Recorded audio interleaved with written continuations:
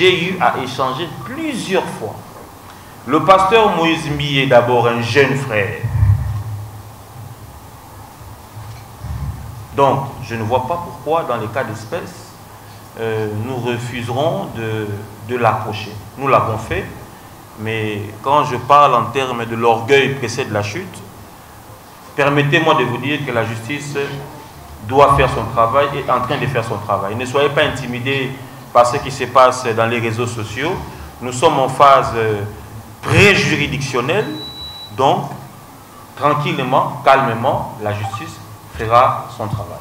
Merci. Une autre question. Pour présenter d'abord.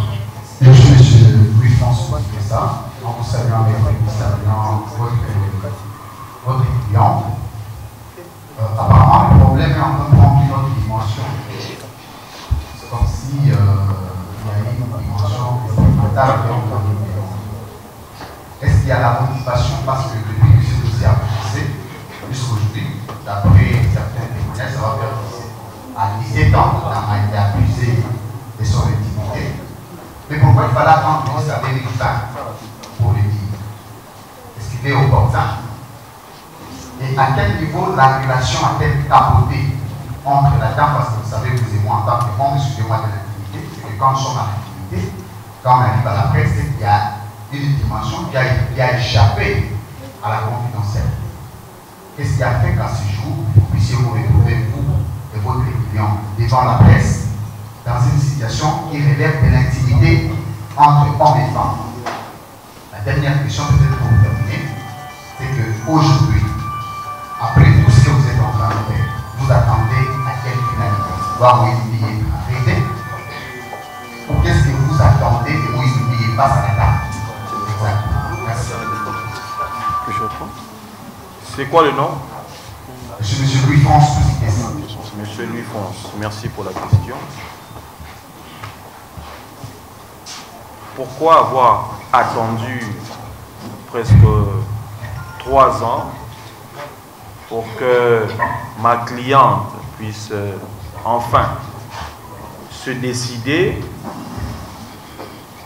de se libérer de ce fardeau? Il y a un adage qui dit « vaut mieux tard que jamais ». Lorsque nous fréquentons des prétendus milieux sains, il faut s'attendre à un jour que ce qui est caché soit dévoilé. Nous n'allons pas étaler, n'est-ce pas, ce que la justice est en train de faire, parce que vous êtes sans ignorer que depuis que ma cliente a commencé à faire ses apparitions sur le net, elle n'a jamais dit le fond, elle n'a jamais eu le temps de raconter réellement, de manière assez claire, comment ils ont commencé à se fréquenter. C'est parce que nous, avocats conseil de Mme Bafeno, avons jugé qu'il serait préférable que ces dépositions soient dites devant, n'est-ce pas, les instances habilitées à traiter ce problème. Mais de manière claire, vous le savez, que Mme Eliane a déposé une plainte en bonne et due forme pour viol, avortement, menace de mort, qu'elle subit d'ailleurs jusqu'à ce jour, et attente, n'est-ce pas, la pudeur. Vu ces images qui font la une, les images de, comment je pourrais appeler ça, les images intimes de ma cliente qui font la une sur les réseaux parce qu'elles ont été publiées par des personnes de mauvaise foi. En matière de viol, la prescription, n'est-ce pas, est de 10 ans. C'est pour dire que dans les 10 ans, la personne peut saisir la justice pour que justice soit faite. il ne faudrait pas nous poser des questions. Pourquoi avoir attendu? Vous savez qu'entre un directeur général et ses employés, il y a, n'est-ce pas, une ascendance. Entre un pasteur et ses brebis, il y a une influence. Entre un supérieur et un inférieur, il y a une influence. Et c'est cette influence qui a fait que jusqu'à ce jour, la première personne en République démocratique du Congo a brisé la peur face à une star de la musique chrétienne et, appelons-le, pasteur de l'église des réveils. L'emmener en justice n'était pas le souhait. Ma cliente voulait simplement que le pasteur puisse reconnaître. Et lorsque nous parlons des mauvais arrangements, le mauvais arrangement devait être le pardon, puisque nous avions saisi en bonne et due forme l'institution Église des Réveils. Je pense que le pasteur Bravo pourra prendre la parole pour justement rechercher comment éviter les scandales. Puisqu'aujourd'hui, au-delà de tout, nous sommes chrétiens. Personnellement, je suis chrétien. Et il n'est pas bon de vivre ce que la République n'a jamais vécu. Nous avons connu des turbulences d'ordre politique, mais des turbulences telles que le scandale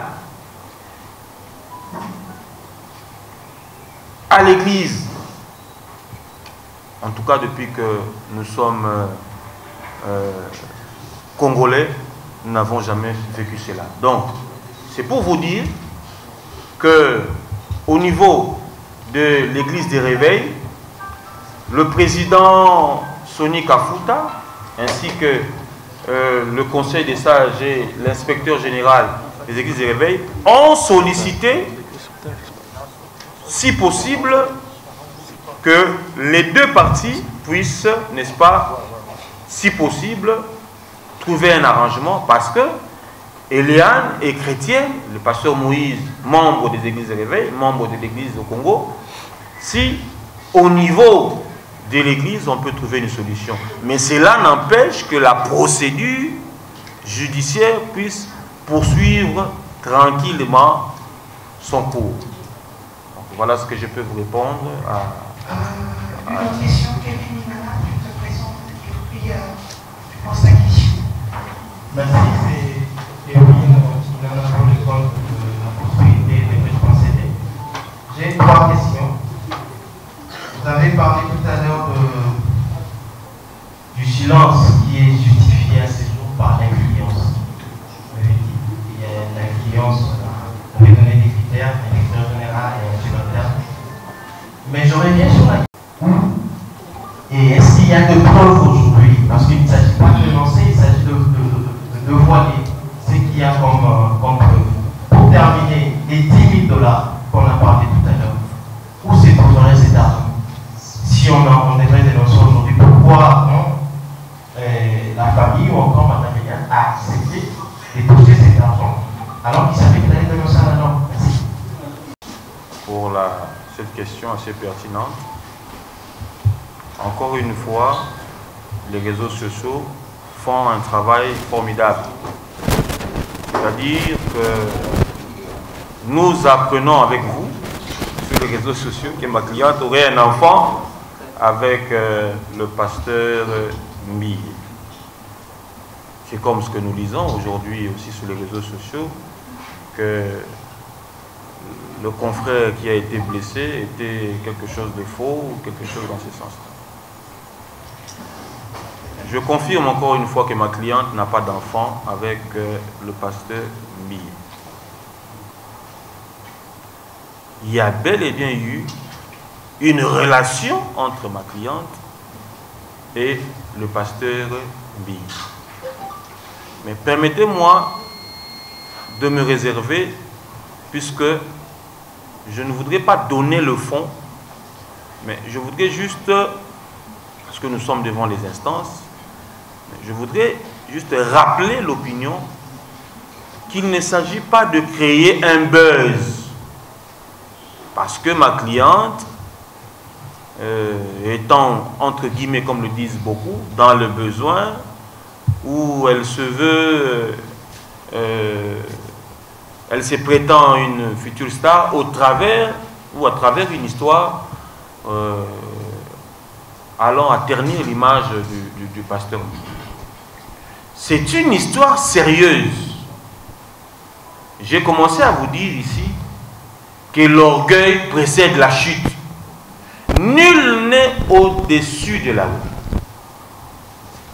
Qu'il soit prophète des nations, nul n'est au-dessus de la loi. Et je vous rappelle que depuis que nous sommes en instance judiciaire, il y a, n'est-ce pas, des membres influents de l'église cité Bethel qui nous appellent, qui sont derrière ces dossiers, qui connaissaient cette histoire depuis très longtemps, dont dans l'église cité Bethel, il y avait déjà des choses qui se disaient en dessous. Pour éviter, n'est-ce pas, le scandale, nous avions saisi en bonne et due forme l'institution Église des Réveils bien avant que nous puissions aller en justice. Et le révérend Bravo nous avait demandé d'attendre, de soumettre le problème au président pour voir comment est-ce que nous pouvions à l'époque trouver une solution. Et moi personnellement, je redis encore une fois que plusieurs fois j'ai été en contact avec l'avocat de M. Mbille. Jusqu'à hier, nous étions en contact pour essayer, n'est-ce pas, ensemble de voir comment évoluer avec ces dossiers. Ma cliente n'a nullement l'intention d'emmener ou de souhaiter un emprisonnement ou une peine d'emprisonnement à M. Mbille. Et ma cliente était dans les devoirs lorsqu'elle s'est vue butée par les négociations de dénoncer et d'emprunter la voie la plus nécessaire, la plus importante pour qu'elle puisse, n'est-ce pas, se retrouver dans ses droits.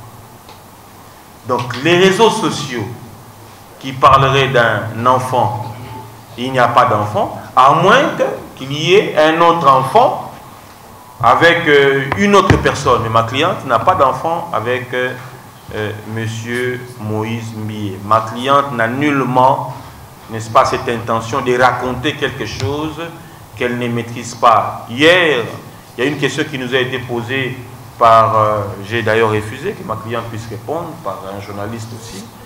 Est-ce que connaissez-vous, ne fût-ce que le corps du pasteur Mbille?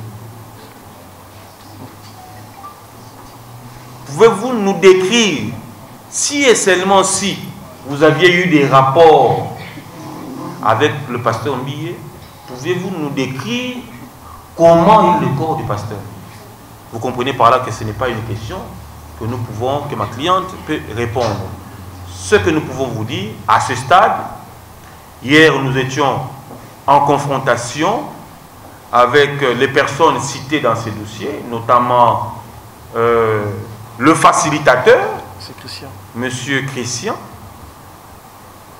qui avait fait que Madame Eliane puisse intégrer l'église Bethel, ainsi que Madame Mireille Mokeni, qui est citée dans une affaire, pour permettre à ce que la justice puisse avoir la lumière dans ces dossiers et puis responsabiliser chacun par rapport aux faits et à l'enquête, n'est-ce pas, à l'issue de l'enquête. C'est tout ce que je peux dire à votre question. Je vous ai dit qu'il y a une dame qui est citée. Nous étions en confrontation hier au palais de justice. La justice est en train de faire ce travail. Et j'irai encore plus loin en disant que si ma cliente ne trouve pas gain de cause, ou si le parquet n'arrive pas à évoluer librement dans ces dossiers pour cause de trafic d'influence, des coups de fil anonymes des différentes autorités de la République, nous irons avec ce dossier jusqu'au tribunal. À moins qu'au niveau de l'église des réveils, que le pasteur Mbiye puisse reconnaître et accepter l'arrangement dans le sens à reconnaître les préjudices causés sur Madame Bafeno Eliane. Merci. Une autre question, il y a déjà un micro par là, vous vous présentez et vous posez vos questions. Il a été réellement attaqué. Et pourquoi cette attaque aux Tchamokaka, il y a la personne de pasteur Moïse. Et la dernière question, Madame Eliane, quelle serait votre relation avec le pasteur Moïse, avec l'église Cité Bethel, avec tous les chrétiens de la République après ce dossier? Merci. Je pensais que la question était en lingala, mais je constate que c'est en français. Puis-je Tolobi Boye. Madame Eliane Bafeno a saisi justice pour un problème miné, notamment Oyo Tobengi Likamouya avortement sans consentement naïe, et puis na état Yamabé, c'est-à-dire que ba Melissa qui est et loko yango nde salayi que bateau notamment pasteur nde aza titulaire ya grossesse wana pour ayebisaka pasteur que akolongola zemi soko mokete. Mais il s'avère que pour les intérêts il y a pour préserver l'image à Moussa de Nzambe, cliente nanga asala qui fasse na makambo wana.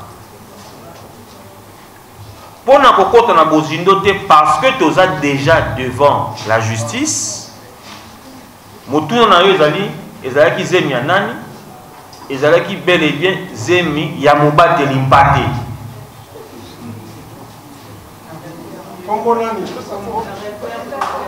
Yango nde tolobi ezalaki zemi ya pasteur Moïse Mbiye. Voilà. Mais bon, tango ndeko cliente na biso Eliane Bafeno a saisi justice parce que santé na ye ekomaki mwa malamu mingi te depuis que makambo wana esalema. Azalaki consciente que n'a proposé acte wana regard ya ba congolais pe à monde entier, surtout ya bato ba lukaka vérité te ba fanatiko baza na kati ya ba église, parce que na ba église nyonso to na bato yo to benga ba fanatique ba fidèle ba adepte bazali.